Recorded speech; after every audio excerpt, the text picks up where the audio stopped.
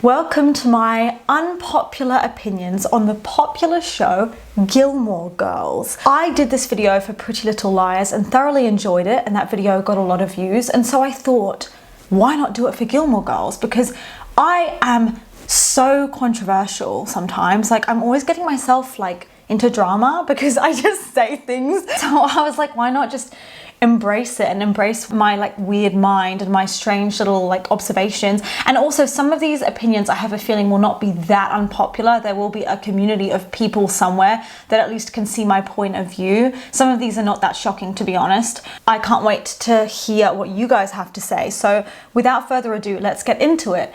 Opinion number one. How does Rory attract so many guys? Now, I know this is unpopular because I mentioned this on a TikTok or something. How does Rory have all these hot guys everywhere interested in her, and she's having these dating experiences for someone in her uni years and her teen years that honestly aren't that bad. She had this stable boyfriend in her teen years who genuinely was a good boyfriend. He showed up and I was like, how is this happening? And then people were saying, oh, but obviously she'd get approached and she'd have these relationships because she's really pretty and so she's pretty privileged. And I was like, that is so not the point. I don't care if she's pretty or not. There's so much more to it than that, and being pretty does not guarantee that you're going to have a successful relationship, especially because there's so much more that goes into it anyway, and compatibility is not just about looks or thinking someone looks good. It's so much deeper than that. And also, Rory is chronically shy in season 1 and 2. And every time Dean tries to approach her, she literally gets scared and runs away from him. Most guys would not keep pursuing at that point, but she was so nervous and almost mute in his presence. She couldn't talk. Also, she's not very extroverted. She stays in a lot. She's actually more focused on studying. So the fact that she still managed to have these guys turn up effectively at her doorstep and form relationships with 3 of them, that's impressive. You got to give it to her. Unpopular opinion number 2. I think Rory gets more interesting and relatable as a character as the show goes on. Now, did I say that I liked her and I thought she was wonderful? No. And I've made a whole video critiquing her. You can check out my Gilmore Girls playlist in the description if you want to. I'll link it. But I literally talked about why she was so annoying and I ranted about it for 40 minutes. But I still thoroughly prefer her as a character in, let's say, season 5 to season 1, because she just seemed so boring and lifeless and just too perfect in season 1. I could not relate to her. I mean, I could relate to being a bit of a teacher's pet and being more introverted and reading a lot, because I was like that too as a teenager. But she seemed so lacking in emotion that honestly, I couldn't really connect to her fully. And so many other characters stood out to me that Rory was in the background. I never really noticed her or cared about her. But then something changed when she started getting a little bit snarky and a bit rebellious, especially in the phase where she met Logan and she started getting a bit entitled. And I suddenly had so much to say about her as a character. And even though I didn't always get behind her decisions, I didn't always root for her, I was paying attention and I was invested. And a good character is not meant to be a likable one. They're meant to be flawed and interesting, and honestly, I was here for the drama. Opinion number 3. I didn't want her with Jess, and I didn't particularly like her with Jess. Chemistry does not equal compatibility. Charm does not mean that someone would be a good partner, and charm is not the same as character. And in the beginning of the show, Jess may have had charm, but he didn't have much character. He got character as the show went on, but honestly, it was more like just this bad boy fantasy without much substance in terms of being a good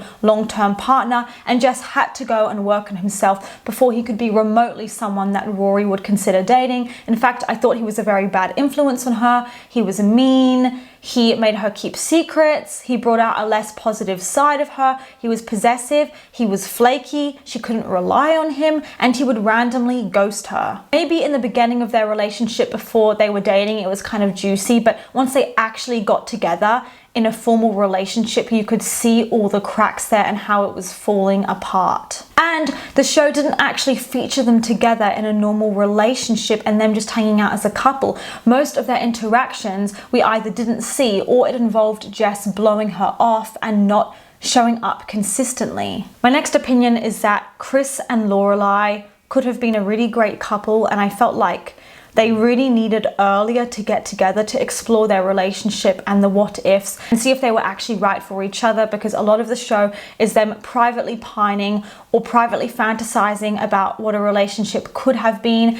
And I often think it's the could have been relationships that are far more difficult to move on from, because you're invested in kind of the potential and what you wish would have happened, and you've only got your fantasies to rely on. Someone like Luke, she actually knew him for a long time, so there was no room to like self-insert or speculate or fantasize, because she actually knew what he was like and what it would be like being in a relationship with him. But with Chris, it was just all this unexplored potential, which is much harder to move on from. So I felt like much earlier they needed to like get together and actually do a proper trial run of a relationship, just to check, even if it's just for the purpose of closure, to know what it's like.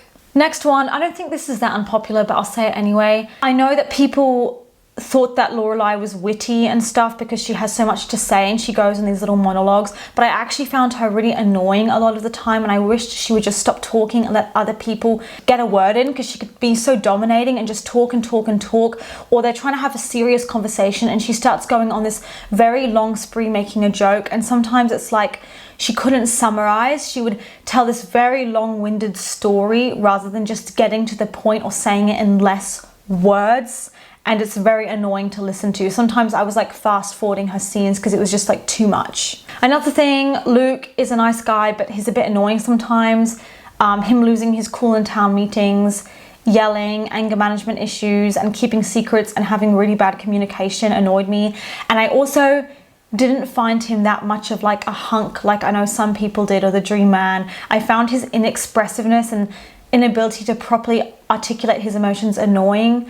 I know he was a man of action and he showed his love through acts of service, building things for Lorelai, bringing her stuff she needed, doing nice gestures for her, but it's extremely annoying when someone does those superficial things and then doesn't back it up with like words, and it felt like he couldn't actually express himself, so he was just doing things for her to show that he liked her. And of course actions are more important than words, but like also we as women, I think we're quite auditory sometimes, and at least for me, we need to hear it, not just see it. I don't like the idea of Rory being pregnant at the end of the show and the whole generational repeat full circle thing. I think it's stupid. I don't think it needed to end with her being pregnant. There's no need. Why can't she just be with Logan and raise a family with him, or not be pregnant at all? Why does it need to be the same thing of the single parenthood narrative? I don't get it. I find it lazy. Next opinion, which actually is unpopular. Lorelai and Luke did not need to end up together, nor did I have much incentive to really believe in them as a couple. I rooted for them before they got together, and once they got together, I just felt like their relationship was really boring and kind of dry, and they just had a lot of communication issues. And sometimes when they were together, it seemed very awkward and forced, and honestly, not that sexy. Next one. I don't think Rory's actress was that good.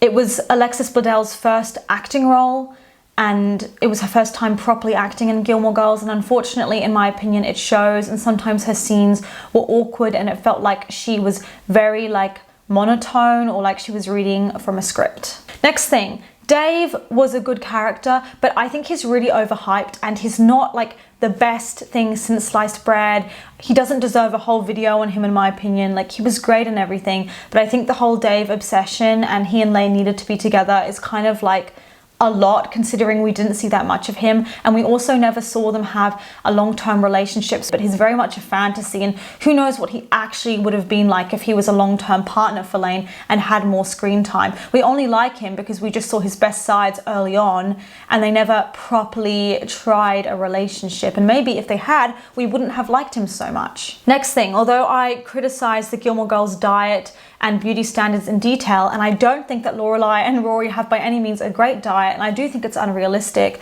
I will say their diets aren't as awful as we think. It's just how the show frames it. I reckon they're those girls that talk constantly about how much they eat and make it a personality trait, but they don't actually eat that much. There are many people who say that they're skipping meals and they haven't eaten all day and they're starving and they don't eat much, when in fact they are actually eating a lot. They're just not really realizing it. Or they say, I don't eat sugar, and they eat a ton of sugar. They're just not aware of what they're doing, right? And who we think we are and what we actually are two different things. Rory and Lorelai may be those people that say, oh my God, I'm starving, I eat so much, yeah, we're so cool. And maybe they genuinely believe it. It's not that they're necessarily lying, but maybe they don't eat as much as they think they do. They just eat until they're satisfied and satiated, and they think that means they're like overeating or something, and they're just greatly overestimating the amount of food they can actually consume. I think it's very possible, especially because it's a small town and we see them walking everywhere. They are getting their steps in, and also they always have leftovers in the fridge. If they were super greedy, they wouldn't have leftovers. Sometimes we see them eating a Pop-Tart or a muffin for breakfast, and although it's unhealthy, it's not actually that big a meal in terms of like portion sizes. And often, sure, they have food there, like they may have a massive buffet on the table, or they may have ordered 5 pizzas and it looks like it's a ton of food, but you're not actually seeing them eat it. It just seems like they don't believe in the less is more mentality. They like to feel like there's a lot on the table. They like to feel like they're treating themselves, but that doesn't necessarily mean they're eating all of the food that is there. Also, it helps that the chef Sookie is Lorelai's friend because she's cooking for them, so they're having fresh, unprocessed food. Maybe it depends like what lens you look at it from. Paris could really suck. I think she's an overrated character. There's a reason why I haven't made a whole video about her. As much as I think she's a great representation of what many people needed to see, and I get why people like her, she's not that good. We needed a female character like that at the time, who was kind of unapologetically herself and brash and not the most likable, and it was important to have that, right? And I agree. However, I think that often she could be downright mean and insensitive, and I don't think that should be like rationalized as like badass or girl power, because for so much of the show she was actually like genuinely spiteful and just not a nice energy to be around. Bossy, pushy, disrespectful towards Rory, and I was surprised that they became friends at all, to be honest, because normally after high school that's the kind of person that you just avoid. Even if you're not on bad terms with them, you might just want to keep your distance. Next, Finn and Colin annoy me. They're not funny, they're just literally jerks. Another thing, Logan is not that bad, guys, give him a break. And we need to defend Logan. He was someone who was so privileged, had so many things handed to him, and yet he chose to become more ambitious, to give himself like career goals and to be a better person and to make something of himself, despite the fact that he didn't need to and he was never taught to. He realized that he needed to apply himself and also be more emotionally available and start taking life more seriously. And I feel like his character growth was really nice to see.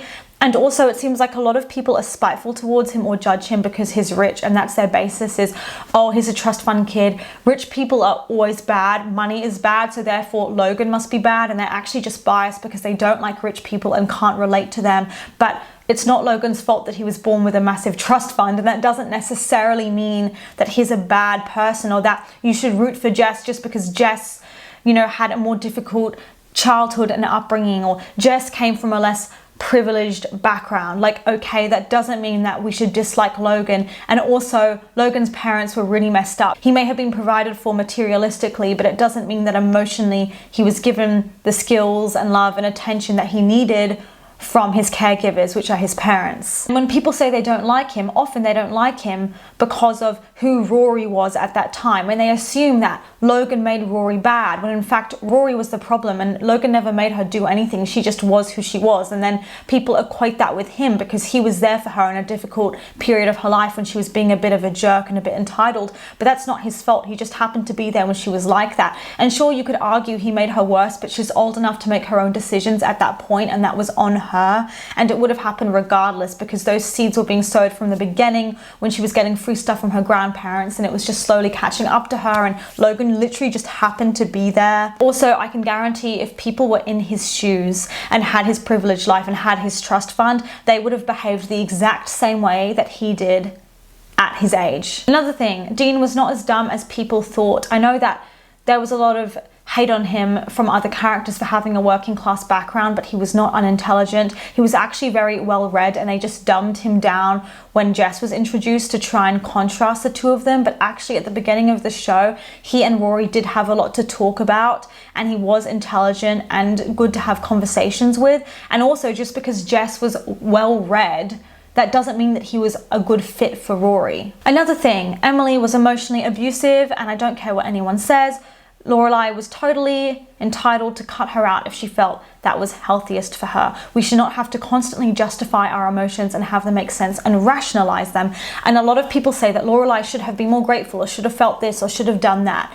The thing is that most of the time your feelings and the way that you emotionally react to something, like if you want some space from someone, that shouldn't need to be explained or justified. In fact, it doesn't even need to make sense. Sometimes you feel a certain way and you don't know why. Something just rubs you the wrong way, or you don't like someone. I don't like them. You don't know why. Just something subconsciously is there and it aggravates you, and that's okay. You don't need to sit there and write a thesis, a Shakespearean soliloquy on why that thing bothers you, and therefore you are morally wrong. You are incorrect. It's false to believe that. No, that's not how feelings work. And I think we should respect someone for ending a relationship, even if it doesn't make sense to them or there's no rational reason for it to end, because emotions and relationships are not rational, and you should still respect someone even if you don't understand them and it's incomprehensible to you, because they have autonomy and they can feel how they want, right? And so Lorelai choosing to cut out her parents may not have made sense to everyone, but if that's what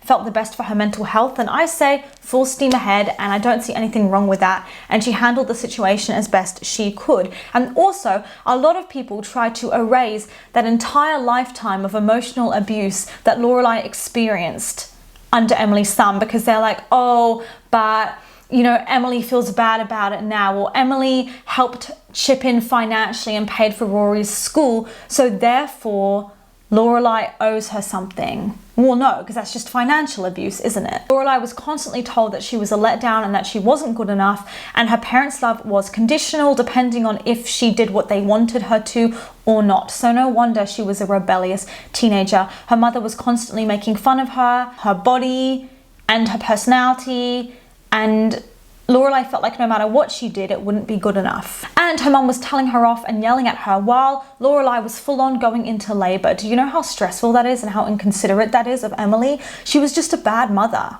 And Lorelai did what she could. She knew that if she stayed in that environment, Rory would have relationships with her grandparents and she would experience the same thing. Lorelai didn't want that for her daughter, so she left. And that's totally okay. There's this idea some fans have that you're entitled to have relationships with people because they're your family, because you're related to them by blood, and therefore you owe them something because that makes them different. No, it doesn't. Relationships should still be founded on respect, and you shouldn't be giving someone unsolicited feedback just because you're their sister or their mother. That doesn't give you a right to be hurtful. There's no difference. You're still allowed boundaries. It doesn't matter if someone's your mother. You don't therefore have to tell them everything. You know what I mean? Like, there can still be some rules in place. Next thing, I didn't like Max, that guy that Lorelai dated, and I thought his proposal was shit. The way that he put all those flowers in her office or whatever, all those yellow flowers, I know it was a movie reference, not the point. The fact he wasn't physically there at the proposal was so ridiculous. Next thing,